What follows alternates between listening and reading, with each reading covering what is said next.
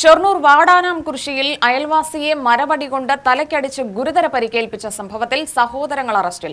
വാടാനാംകുറിശ്ശി പൊയിലൂർ വാരിയത്ത് തൊടിവീട്ടിൽ മുഹമ്മദ് മുസ്തഫ, സഹോദരൻ ഹംസ എന്നിവരാണ് അറസ്റ്റിലായത്. വാടാനാംകുറിശ്ശി വട്ടപ്പറമ്പിൽ കുരുടിയിൽ അബ്ദുൾ നാസറിനാണ് പരിക്കേറ്റത്.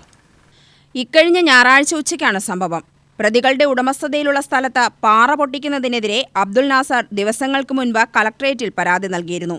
ഇതിന്റെ വൈരാഗ്യത്തിലാണ് പ്രതികളായ സഹോദരങ്ങൾ അബ്ദുൾ നാസറിന്റെ വീട്ടിൽ കയറി മരവടി ഉപയോഗിച്ച് തലയ്ക്കും നെറ്റിയിലും അടിച്ച് ഗുരുതര പരിക്കേൽപ്പിച്ചത്.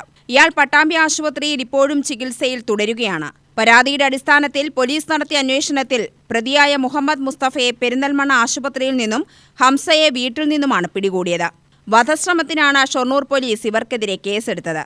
SI KP അശ്വിന്റെ നേതൃത്വത്തിലുള്ള ഷൊർണൂർ പോലീസ് ക്രൈം സ്ക്വാഡിന്റെ സഹായത്തോടെയാണ് പ്രതികളെ അറസ്റ്റ് ചെയ്തത്. പ്രതികളെ കോടതിയിൽ ഹാജരാക്കി റിമാൻഡ് ചെയ്തു. UTV news, Palakkad.